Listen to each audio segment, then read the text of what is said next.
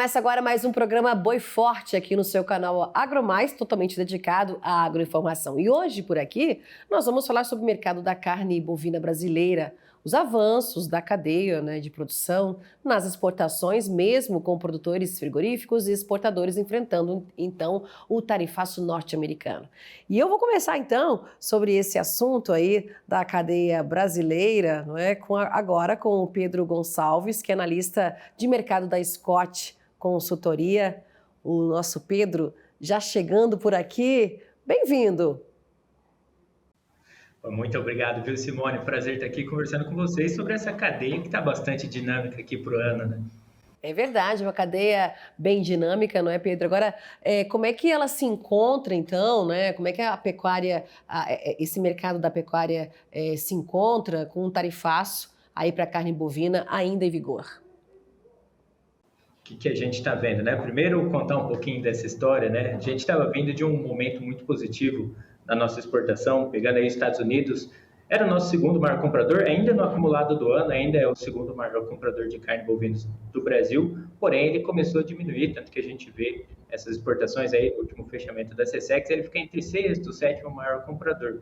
Isso trouxe aí uma movimentação bastante peculiar para o mercado, né? A cotação da arroba do boi gordo vem de um momento até de recuperação dentro do ano, né? Que é um ano de bastante oscilação, um mês sobe, mês cai, a arroba do boi gordo, e a gente estava vindo para um maio, junho ali, que vinha de bastante firmeza. E quando chegou esse momento do tarifaço, a gente viu a cotação da arroba do boi gordo caindo na nossa referência aqui em São Paulo, por exemplo, até abaixo dos R$300. E agora a gente vê um cenário de recuperação, trabalhou ali mais próximo 315, 320, porém com esse caminhar aqui de setembro agora, a gente volta a ter uma queda na cotação da arroba do boi gordo, porém, o que a gente pode enfatizar aqui é que o tarifaço já encontrou um ponto de equilíbrio.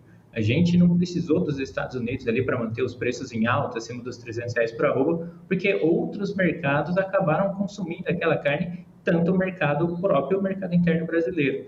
A gente viu justamente uma arroba do boi gordo que oscilou um pouquinho, também devido à cotação do dólar, né? Que perdeu um pouquinho de força frente ao real ali, fica ali na faixa dos 5,30, 5,40.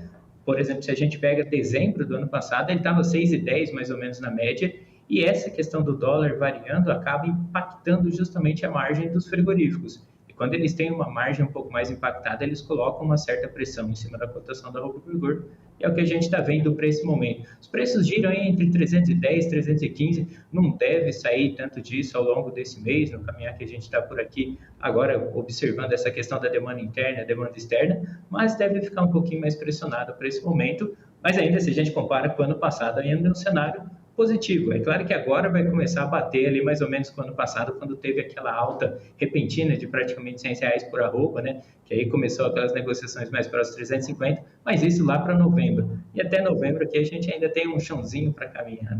É verdade. Agora, Pedro, o Brasil está conseguindo aí outros mercados, né? Já vamos falar um pouco deles. Mas eu te pergunto, não pode abrir mão aí dos Estados Unidos diante da rentabilidade, né, para o mercado brasileiro, de quanto, né, eles pagam bem aí pela carne brasileira. Hoje os Estados Unidos na sexta, sétima posição aí caindo, né, já o segundo maior comprador, mas caindo aí por conta do tarifaço. Mas mesmo assim, o Brasil não pode abrir mão. A gente sabe que as negociações elas seguem, não para tentar tirar a carne bovina dessa super tarifa aí de 50%. Mas eu te pergunto, ainda o mercado é importante para o Brasil? Sim, a gente não pode abrir mão de nenhum mercado em nenhum momento, viu, Simone? É uma coisa que a gente enfatiza para todo mundo. É claro que é muito ruim quando vem uma guerra comercial, uma briga, tudo que está acontecendo, né? Essa questão, fatores políticos, fatores econômicos, tudo acaba pesando um pouco nessa balança e a gente não pode em nenhum momento abrir mão de nenhum mercado. O mercado dos Estados Unidos é sim um mercado que paga muito bem pela carne bovina, tanto que se a gente pegar os preços, né, para esse último fechamento de agosto, né, o último fechamento que a CSEX tem, os preços pagos aí em média pela carne bovina brasileira fica $5,60 mais ou menos, e os Estados Unidos pagavam muito próximo dos $6 por quilo, ou seja, pegar aí na tonelada de carne bovina seria praticamente $5.850, $5.900 pela tonelada que os Estados Unidos pagaria, ou seja, $200, $300 a mais do que a média dos países tem pagado pela carne bovina do Brasil. Então, é um mercado que a gente não pode abrir mão em nenhum momento, só falar, eles tarifaram a gente, então beleza, não vamos parar de vender. De jeito algum, de forma nenhuma, isso deve acontecer. Até porque, mesmo com tudo isso acontecendo, ainda é o top 10 comprador do nosso país. É claro que, quando a gente coloca isso no comparativo com China, é até um pouco desleal, né? O volume que os chineses acabam comprando da gente, mas em relação a outros países, o volume dos Estados Unidos de compra não é irrisório em nenhum momento. E ainda assim, mesmo com essas tarifas, né, colocou 50% e ainda a gente sai daquela tarifa, né, de abertura do meio do ano, coloca mais 26,4% nessa conta, ou seja, praticamente 75% de imposto da nossa carne bovina e ainda assim, para mostrar a nossa competitividade, nós somos 10% das importações de carne bovina dos Estados Unidos. Eles representam aí, tiveram essa queda ainda esse ano, por conta do tarifaço e tudo mais, né, nesses últimos momentos, mas nós ainda representamos 10% das compras deles. Ou seja, 1/3 do que a Austrália vende para eles, que hoje agora acaba pegando fatia de 30% de toda a importação dos Estados Unidos, acabou aumentando bastante o volume, mas ainda é um mercado muito relevante para a gente. A gente não pode deixar de brigar por nenhum mercado, porque todo mundo sabe como é difícil abrir mercados, né, nessa disputa mundial de abertura de mercados, né, tantos países que têm um poder muito forte politicamente falando nesse mercado da proteína bovina, e é importante para a gente ter todos esses mercados disponíveis, até porque se acontece alguma coisa com um país, a gente vai ter o outro de escoamento. Nesse momento a gente pode estar muito bem com a China e mal com os Estados Unidos, mas no futuro, quem sabe, não acontece o contrário. Então todos os mercados são muito bem-vindos e a gente tem que brigar por eles sim. A gente viu aí a balança comercial do Brasil em agosto com esse superávit, né? Não podemos perder mercado e o Brasil não está perdendo por conta que a gente viu o resultado aí da balança comercial em agosto, compensando, né? A gente coloca aí a China e outros países também. Agora, Pedro, nesse caso, quem é que está absorvendo o corte em específico que os americanos gostam, que eles compram aqui do Brasil, que é para fazer os hambúrgueres? Não é? Esse corte dianteiro, a gente está conseguindo colocar em outros mercados esse tipo de carne em específico, ou o Brasil parou um pouquinho, abastece o mercado doméstico aqui, ou coloca em outros mercados? A gente conseguiu fazer um pouquinho de tudo, viu, Simone? Eu até brinco aqui porque a cadeia pecuária, bovinocultura de corte no nosso país é muito dinâmica. Então, na hora que começou aquelas conversas de tarifaço, vai entrar, não vai entrar, vai colocar carne bovina ou não, todo mundo se movimentou e já começou a distribuir isso. A gente viu diversos países aumentando as compras, né, para esse momento. Citar aqui Filipinas, Indonésia. Indonésia, que é a quarta maior população do mundo, habilitou muitos frigoríficos para esse momento, então absorveu bastante. E a gente está vendo alguns outros países fazendo uma certa triangulação, né, eu vou colocar dessa forma. É claro que a gente não pode falar exatamente que está sendo isso que está acontecendo, mas nós vimos o México habilitando novas unidades frigoríficas e aumentando o seu volume.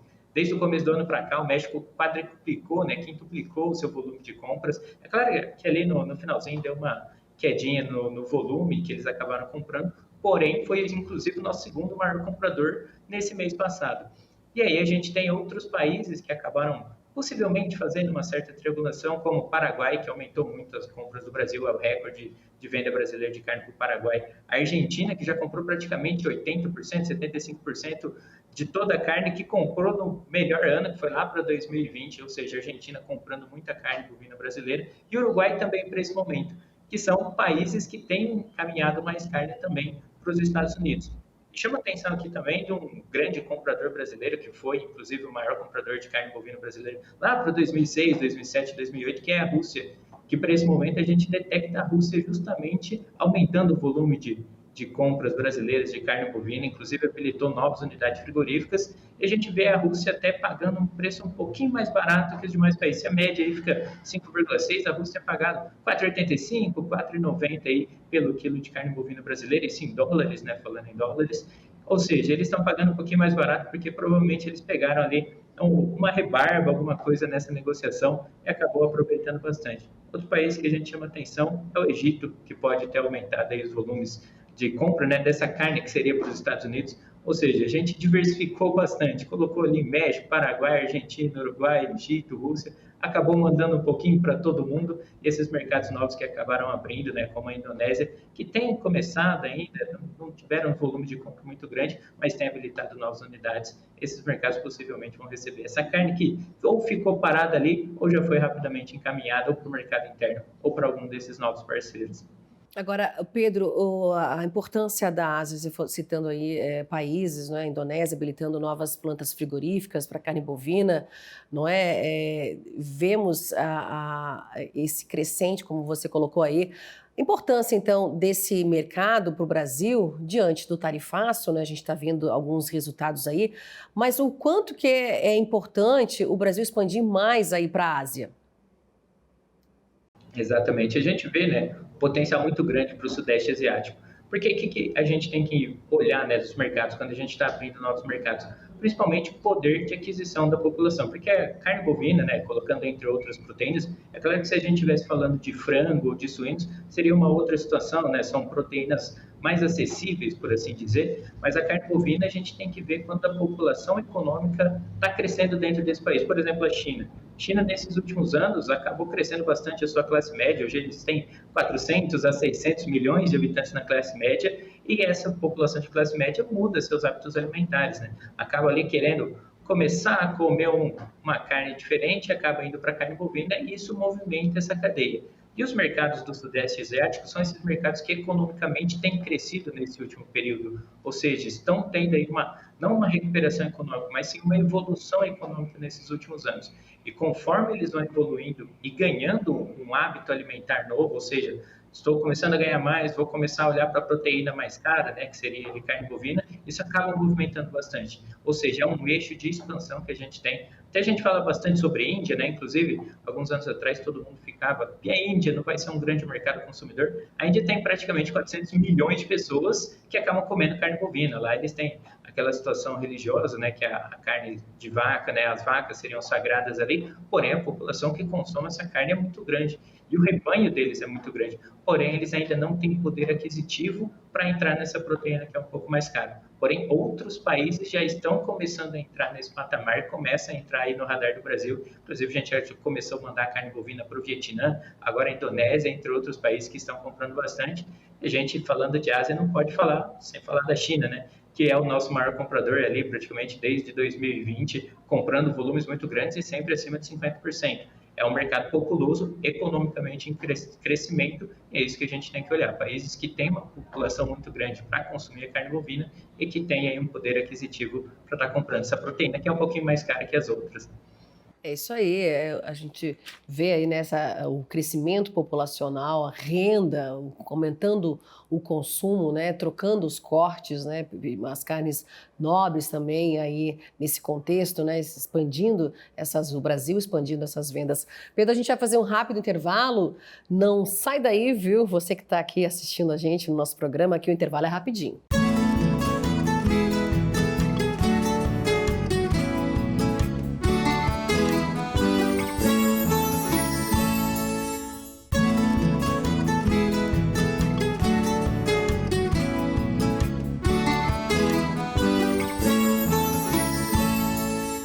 Voltamos com o nosso programa Boi Forte aqui no AgroMais, o canal totalmente dedicado ao agronegócio. Hoje aqui nós estamos falando do mercado da carne bovina, não é? Os avanços da cadeia na produção, nas exportações, mais países chegando aí, mesmo com produtores e frigoríficos, exportadores enfrentando então o tarifaço norte-americano. Nossa conversa está sendo com o Pedro Gonçalves, que é analista de mercado da Scott Consultoria.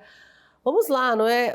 Pedro, eu queria saber também fatores que podem trazer mais, não é, mercados para o Brasil. Colocamos aí, então, o Brasil como área, né, de livre, né, da febre aftosa sem vacinação.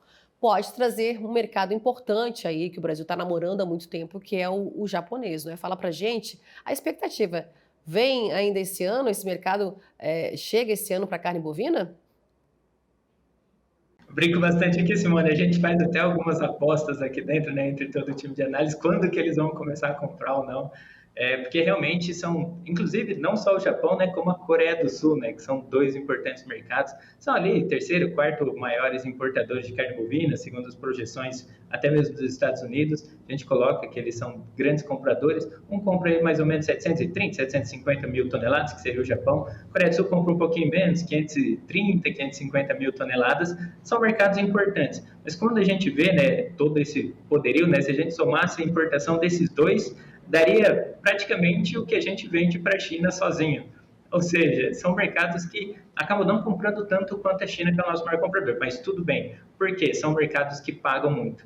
E como eles pagam muito, eles são muito exigentes, viu, Simone? E aí você colocou muito bem, né? Agora nós estamos reconhecidos, né, como livres da vacinação de febre aftosa, né, nesse momento, que é, inclusive, um dos passos para justamente habilitar esses mercados. A gente já vê o Japão um pouquinho mais acelerado, né, nessa questão em relação até a Coreia do Sul. A Coreia do Sul que compra até um pouquinho de carne bovina nossa, principalmente termoprocessada, até pega alguns cortes de carne bovina in natura, mas muito pouco ainda, né? Se a gente vê esses dois países, eles compram um pouquinho ali, fica 600 toneladas, 30 toneladas. Quando a gente fala aí de China, entre outros países, que acabam comprando muito mais do que isso, né? Ou seja, uma razão ínfima, mas são dois mercados que pagam muito. Se a gente pega aí, eles pagam entre 7 mil e 9 mil dólares a toneladas. E, ou seja, são mercados muito importantes pelo preço que eles colocariam, que eles agregariam. Porém, as exigências deles são muito grandes. E agora a gente começa a caminhar. Quando a gente fala de Japão, né, que está um pouquinho mais acelerado, o Japão está começando a estudar, inclusive, abrir mercados dos nossos vizinhos. Argentina, Paraguai, inclusive, eles estão com visitas no Paraguai. O Paraguai que está em processo está um pouquinho mais acelerado que o Brasil para esse momento, até mesmo entre outros vizinhos que a gente tem. Qual é a nossa expectativa aqui dentro da Scott Consultoria? Que para esse primeiro momento o Japão acabe comprando um pouquinho mais, acabe, né, comprando de verdade, né, saindo desses acordos aí para novembro. Por que novembro? Novembro é normalmente o mês de maior compra dos japoneses aí nesse período intraanual, ou seja, a gente deve ter um movimento um pouco mais positivo para novembro, porém, eles devem comprar dos nossos estados do sul, né? Seja ali Paraná, Santa Catarina, Rio Grande do Sul, ou seja, limitando um pouquinho o acesso ainda no Brasil, mas estamos esperançosos que esse ano deve vir essa abertura, nós começaremos a exportar mais para o mercado japonês, entrar de fato nesse mercado. Só que algumas outras coisas pesam bastante, né? O cenário político aí, essa questão dos Estados Unidos querendo colocar debaixo do seu guarda-chuva países que são grandes aliados ao longo do tempo, e a gente tem essa questão dos conflitos, né? Quando a gente está falando de Estados Unidos, Japão, eles têm aí uma parceria econômica que vem desde lá do pós-guerra, né?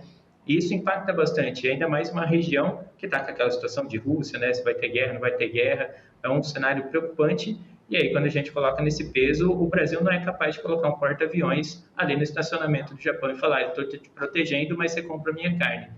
Mas a gente tem uma carne extremamente competitiva que pode entrar assim no mercado deles e a gente está esperançoso para que esse ano a gente comece. Não devemos superar os Estados Unidos nessa questão de fornecimento, mas deve ser um começo aí, quem sabe para os próximos anos esse volume não deve aumentar.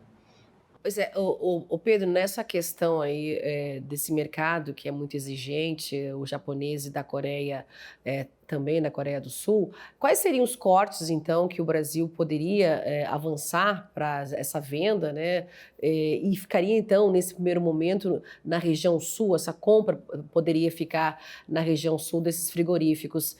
E também a gente tem que lembrar que os Estados Unidos, eles não estão aí com o rebanho, né? Tá tendo esse déficit, né? A gente sempre vem conversando aqui com a Scott Consultoria, você sempre lembrando desse déficit do rebanho americano. Vamos contextualizar, então, todos esses ângulos aí em relação ao mercado japonês. O que a gente precisa pensar, né? Quando a gente pensa no mercado japonês, já vem direto aí uma espécie de bovino na nossa cabeça, que é o Wagyu. Ou seja, eles gostam, sim, de uma carne bastante marmoreada. Possivelmente é por isso que eles estão buscando, né, os nossos bovinos mais ao sul, que são bovinos mais europeus, né, tem aquela pegada toda ali de marmoreio, questão, e eles costumam consumir cortes mais nobres. O mercado japonês é um mercado que, quando vai comer uma carne bovina, é mais para uma comemoração. Tive uma promoção no trabalho, aniversário do meu filho, aniversário de alguém, alguma coisa nesse sentido. Então, eles fazem mais em cenários de comemoração. É claro que o Brasil ainda pode sim abrir o mercado para aquela carne de consumo de mercado que a gente fala, né, que já vai embalada, já vai pronta ali, só pegar e consumir uma coisa um pouco mais de dianteira, até a carne não de tanto valor agregado assim em relação ao que a gente está falando dos cortes mais nobres, a gente pode entrar nesse mercado também, né, o mercado de serviço ali para eles. Porém, é um mercado que deve vir nesse primeiro momento optando aí por justamente comprar carnes mais nobres, né? E os Estados Unidos, que é o que a gente sempre fica com aquela incógnita, quando eles vão começar a recuperar o rebanho deles? Se a gente vê até do rebanho confinado, nessa expectativa, avaliar os semestres, esse primeiro semestre de 2025 foi a menor contagem do rebanho dos Estados Unidos de toda a história deles dos últimos 75 anos. Ou seja, a gente está vendo ali uma disponibilidade de carne um pouco menor. E aí eles começam essa guerra tarifária com o Brasil, né, que estava fornecendo bastante para eles, diminui mais ainda a disponibilidade. Se eles continuam nesse mercado de exportação, entrando, porque eles eram, inclusive, o nosso maior, na disputa, né, desse mercado de exportação, era o nosso maior concorrente ali. Hoje nós somos o maior exportador, praticamente chegando a 30% do volume de carne bovina exportada, sai do Brasil, né? Ou seja, estamos em primeiro lugar, ninguém incomoda muita gente ali, e os Estados Unidos era o segundo, vinha nessa briga, e agora acabou saindo um pouco desse patamar justamente por causa disso. Eles vão ter que colocar essa produção deles em jogo dentro do mercado interno, ou eles vão ter um cenário de inflação de preços, que é inclusive o que está acontecendo para os preços de carne bovina ali. E aí, quando os Estados Unidos começa a sair um pouquinho desse mercado de exportação, ele começa a abrir portas. É aí que a gente pode entrar. Porém, eles não vão sacrificar toda a exportação deles, que eles podem fazer, provavelmente, fazer acordos comerciais ali com o México, com o Canadá, acabar pegando mais carne desses países e a produção própria deles, que eles julgam ali, inclusive, ser de super excelência. Inclusive, muitos produtores dos Estados Unidos, a gente vê querendo banir realmente a importação de carne bovina do Brasil, porque eles falam que não confiam no nosso aspecto sanitário, da nossa produção e tudo mais.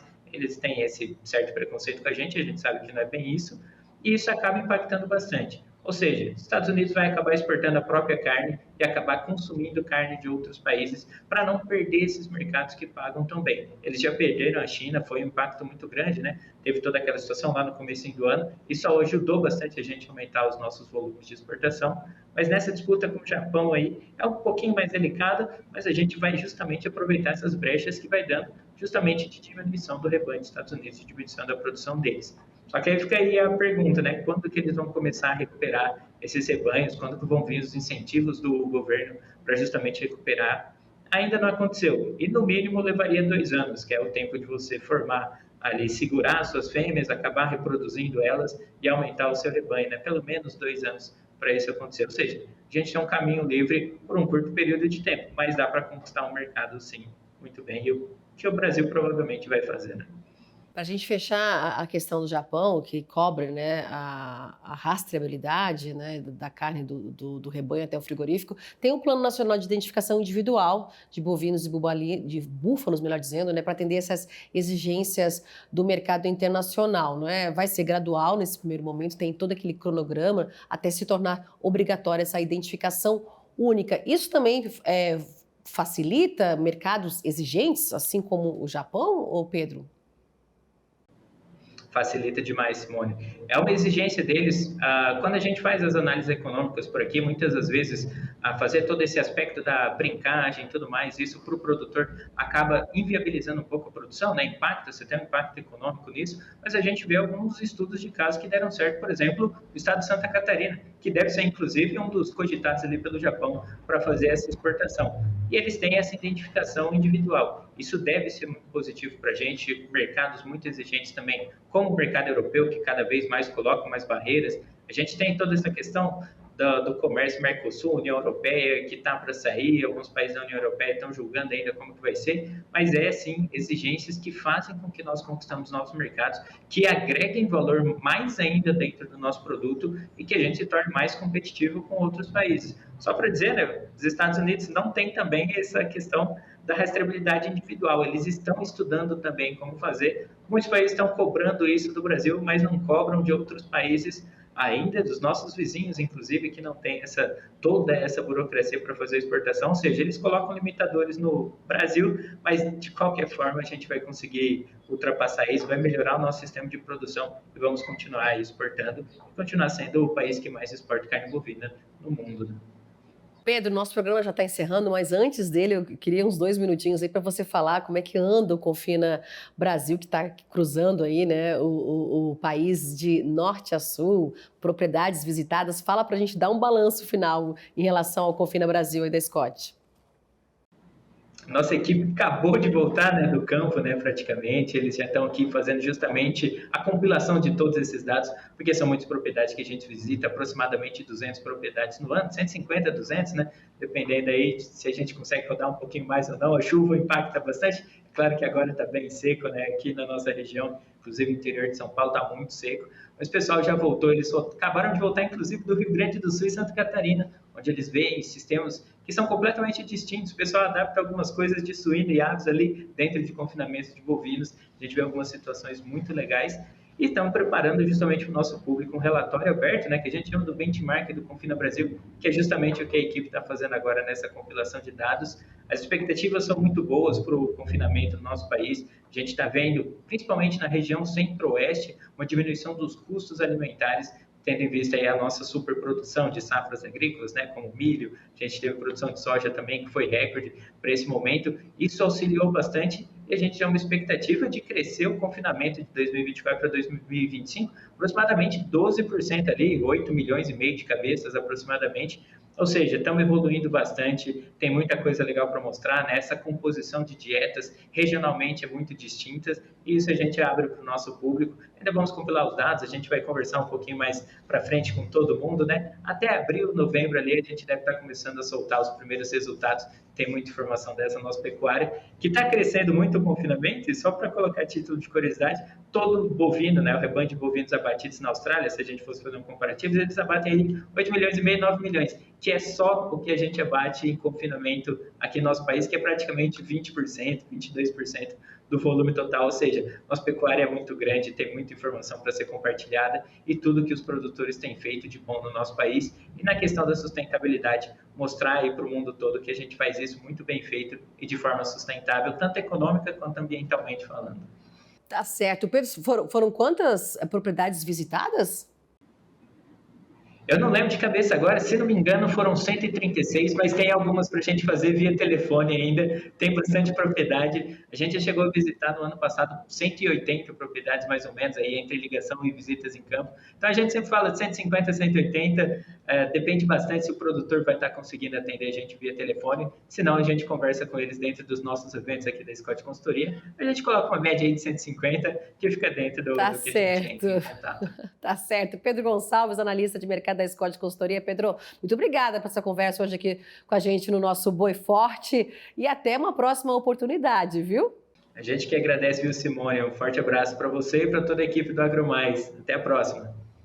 E obrigada a você que está acompanhou aqui o nosso Boi Forte da semana e até um próximo programa. Tchau, tchau, até lá.